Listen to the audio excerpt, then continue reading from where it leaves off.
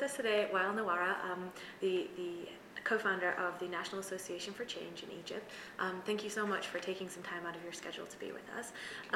We were hoping to have a bit of a conversation with you today.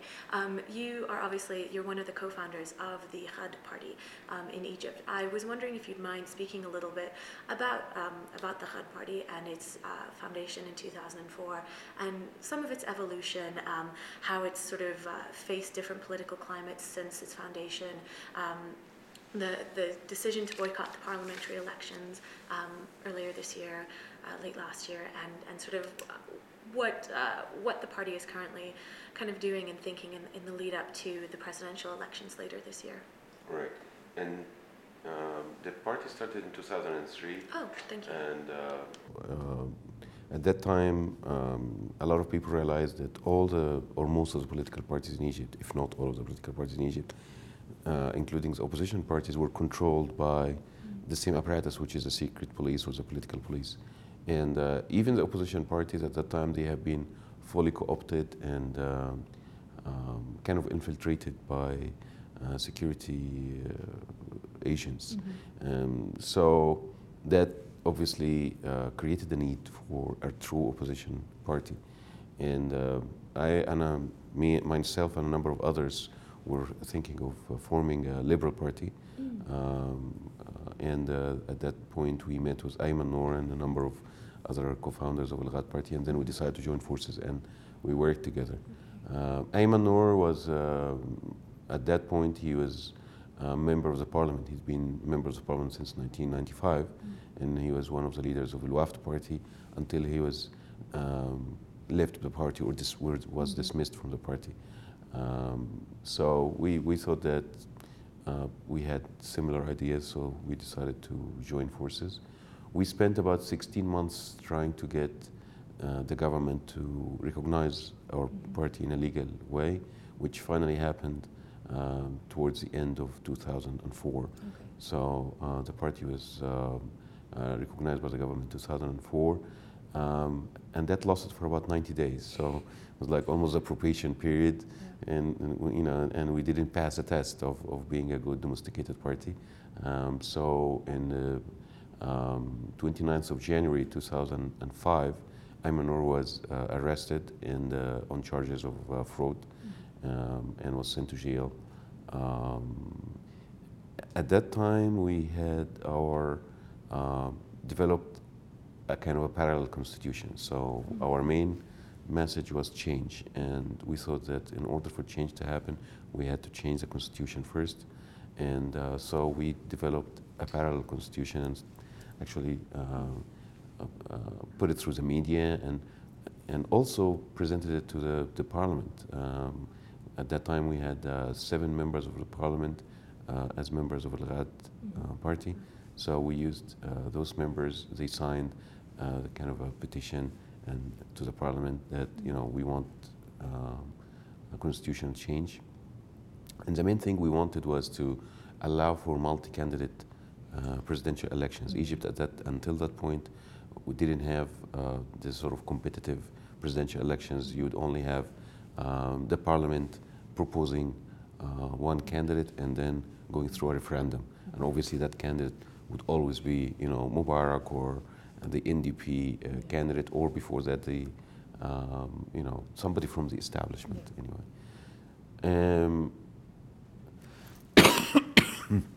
Excuse me.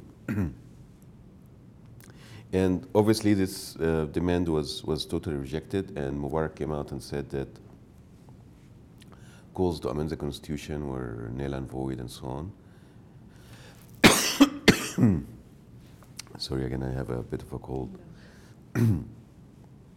So our demand to amend the constitution was rejected, and Mubarak came out in the media and said that demands to change the constitution were null and void, and they were, sort of act of treason, things like that.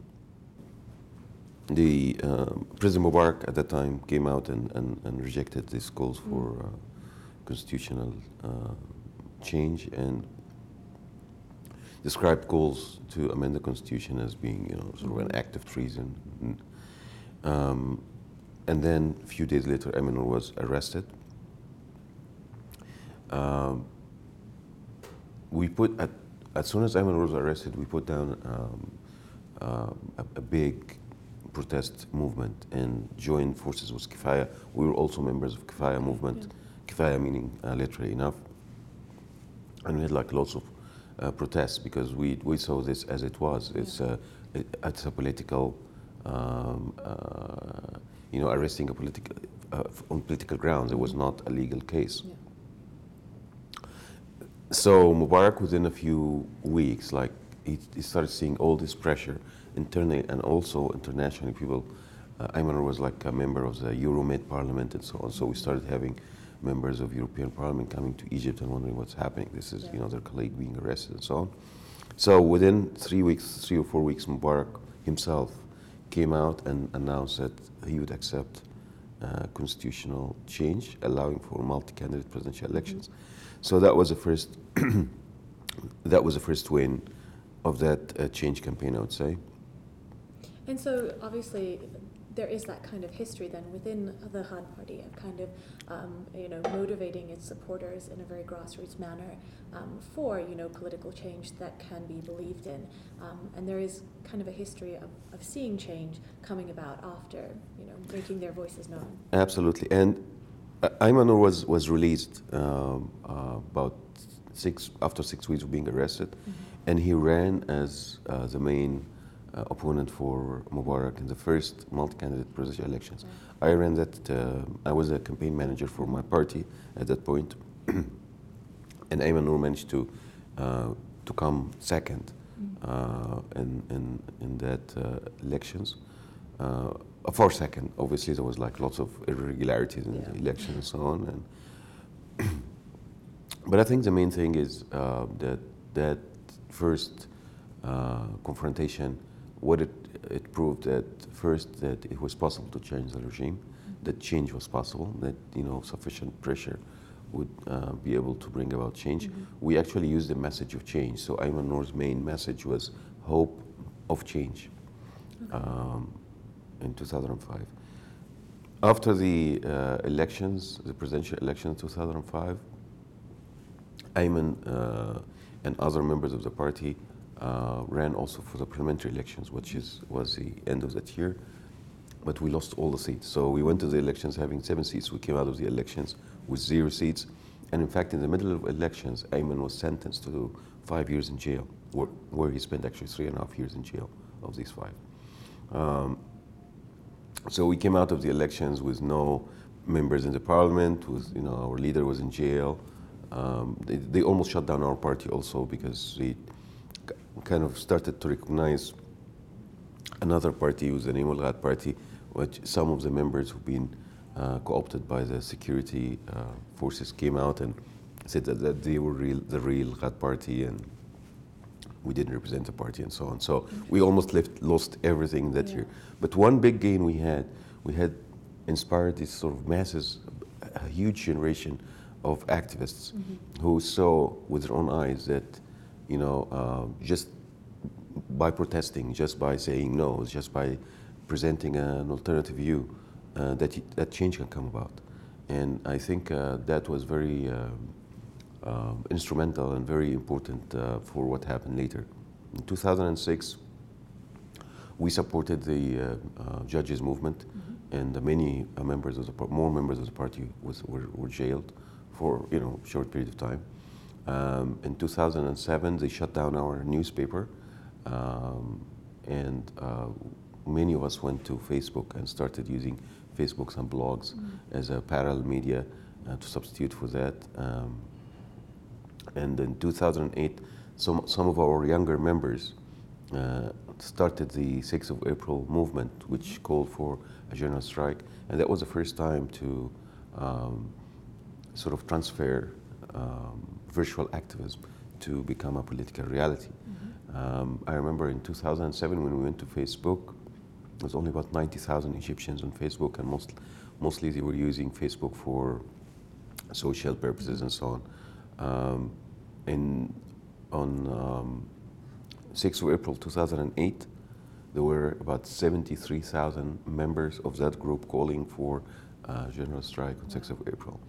By 2011, there were almost 20 million Egyptians on Facebook, and mostly using it for political purposes. So that's, I think, that you could see that change movement, starting with Kifaya movement, with the Al Party, with the judges movement, with the National Association for Change when Baradei came back, and again, that was almost a grassroots movement. It wasn't Mr. Baradei who announced that he wanted to run. It was like the youth who kind of asked him to run, demanded that he has to run, and he came back and he joined. At that time, we had in 2009 we started something called the Campaign Against Power Inheritance, which basically rejecting the sort of the conspiracy to elect Gamal Mubarak as after his father's. So, and when Mr. Baradei came in 2000, and Dr. Baradei came in 2010, he joined the National Association for Change, or he became that sort of the center of the National Association for Change, was a symbol of the movement, and the Campaign Against Power Inheritance kind of developed into the National Association for Change. And in 2010, there was Baradei issued a statement or a demand petition with 7 demands, including changing constitution, having certain guarantees for the elections and so on. And we managed to get several hundred thousand signatures on this, both online and through sort of door-to-door knocking campaigns. Traditional grassroots methods. Absolutely. Al Ghad Party then and the National Association for Change decided to give an ultimatum to the regime unless certain changes were made to the election system, that all the components would actually abstain from running in the elections. And obviously the regime came back and said, that the Egyptian elections were exemplary and, model of whatever, democracy and things like that. Yeah. So the National Association for Change decided to boycott the election, and the Al Ghad Party and the Democratic Front Party and Karama Party, Wasat Party, many of the members, they actually boycotted the elections. The exception was the Muslim Brothers. So the Muslim Brothers were part of the National Association for Change, but they decided to run in the elections. But after the first round, they realized that they didn't get any seats. And although they get almost 20% of the seats in 2005. So they decided to boycott the other stages, also kind of pulled out or withdrew from the elections. And that was in November 2010. The regime almost managed to get 95% plus of the seats of the parliament. And that was extraordinary because previously the regime or the NDP would get 30%, 32%, 38%, So to get 95% of the seats in 2010, despite it had a very low approval rating, so it had almost 2 or 3% approval rating. So even, so it was, I think that was a kind of the straw, which is kind of the... I was going to say, would you sort of see that as kind of the beginning of the end? I mean, with this happening late in 2010 and then the protests really beginning sort of massively in earnest at the beginning of 2011, was that very much an instigator, seeing the regime winning 95% of these seats in these parliamentary elections, that clearly there was a lot else going on. I mean, almost entirely boycotted by the opposition. There was clearly other factors at play there. This is exactly what I wrote on my blog around November. I said this is the beginning of the end, and that the regime has boarded a train heading to the terminal, and there was no stops between here and the terminal. So we haven't arrived at the terminal yet, but that it was heading to the terminal. It's coming. And I think there was sort of the ultimate collision between two paths or two curves. On one hand, you had this rising level of activism, as demonstrated by the number of protests, by the number of people who became activists on Facebook, on Twitter, on demonstrations and in the physical world as well. And there's like, I think we had almost 10,000 protests in about 3 years. Many of these protests were related to wages and work conditions and things like that. But still, it was like, there was a new culture being developed of activism and voicing one's own demands and so on. So on one hand, we had this rising level of activism, and on the other hand, we had this diminishing political space, as demonstrated by much fewer seats for the opposition. Many of the opposition or independent newspapers would been shut down or compromised. So, for example, we had a Dastur, which was headed by Ibrahim Isa, was like I would argue is like the top opposition journalist in Egypt. The Dastur was bought by some business people. Sadly, they belonged to the co-opted opposition, and they fired him, after like 1 month. And actually, Ibrahim Isa has a long history with the Al-Ghad party, because Ibrahim Isa was Ibrahim Isa has a long history with the Al-Ghad party, because he was voted to become, in 2004, he was voted to become the editor-in-chief of Al-Ghad newspaper. And that was a very disturbing to the regime. So they decided that they couldn't allow that, and they stopped the paper until Ibrahim Isa was removed from he was no longer the editor-in-chief. So the first issue was never published because it had Ibrahim Isa on it and had Ibrahim Isa's work on it. So in 2010, that same environment came back again.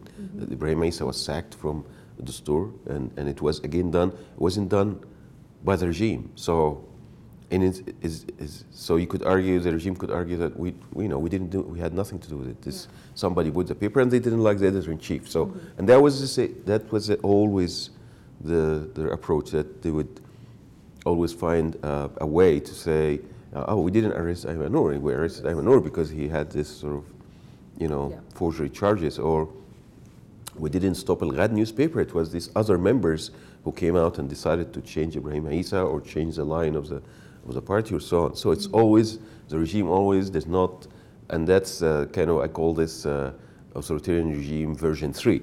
It doesn't, it's more subtle. It uses more, sort of sophisticated controls rather than to come as a blunt or, shut down the paper or arrest these people because they're in the opposition. No, it uses like more advanced controls, and that's an area of, one of the areas which I work on is actually describing the evolving anatomy of authoritarian regimes. Okay. It's because you could almost think that you're in democracy. Or you have multiple parties, you have elections, you have independent media. So what's the problem? You have elections. But to the extent that do you still have the same level of controls, in the sense that the process produces predetermined results. The results are not the outcome of the process. No, the results are decided first, then the process is designed and tailored to produce these results. So that's, you can see the difference from the sort of the Platon sort of a bold, authoritarian tactics. So we had in 2010, November 2010, I think we'd see this sort of clash of these two curves. On one hand, you have a rising level of activism. On the other hand, you have diminishing political space. So you have this sort of flashpoint. It's like almost when you have this anger, this resentment, this activism is like fuel, and it's being compressed in this little space. So all it needs is a spark, and then you have the big explosion. But then I would say that the Tunisian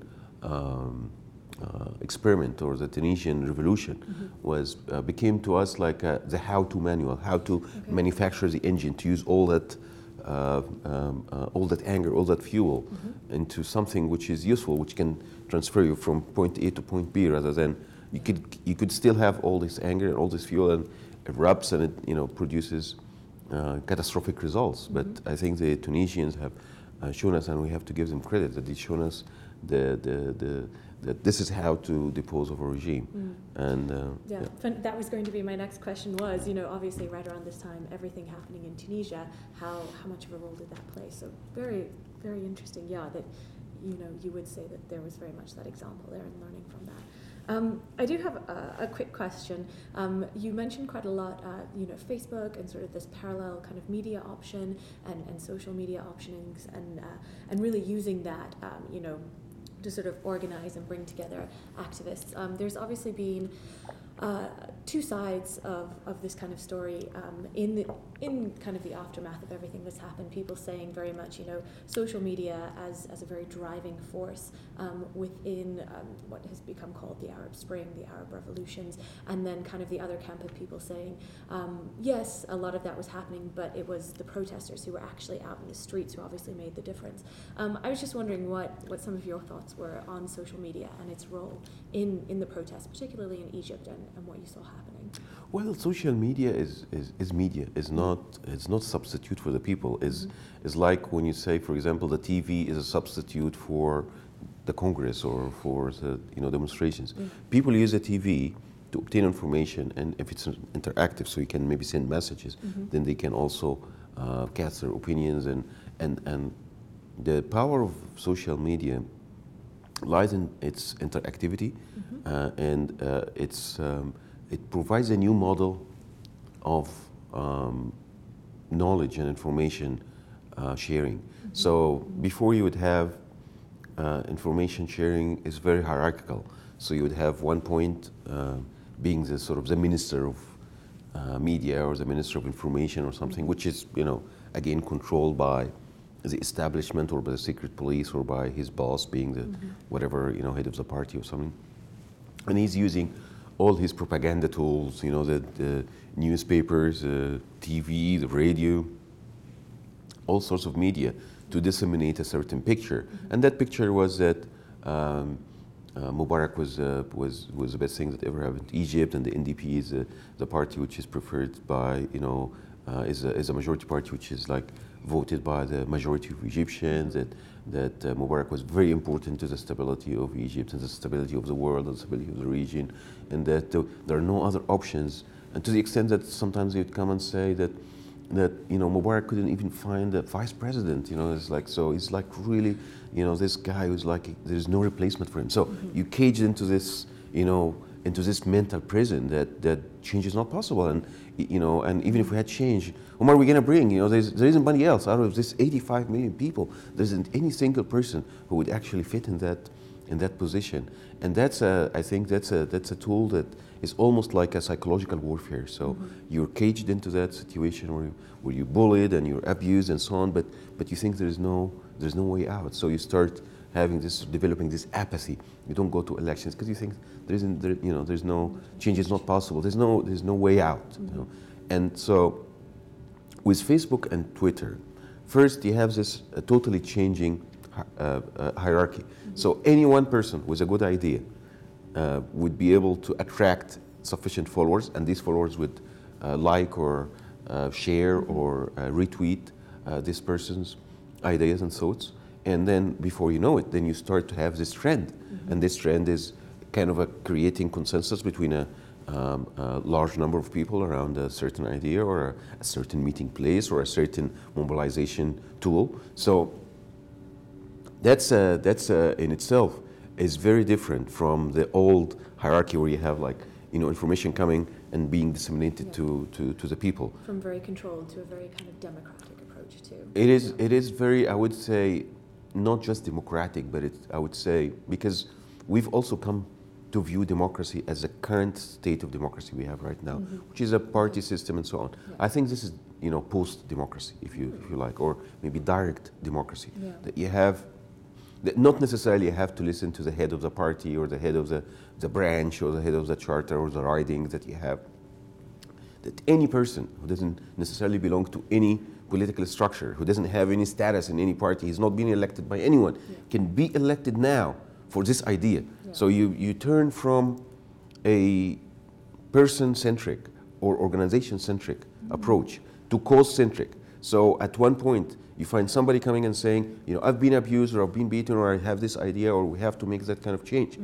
And if people share this idea, if a sufficient number of people think that this is a good idea, they would just retweet or share, and before you know it, this person becomes a hero that idea becomes a hero for a short period of time. And then after a while, some other idea comes. So it's not very much person-centered, but it's a cause-centered, it's idea-centered. And that's, in a way, I think it's a new pattern which we have to recognize.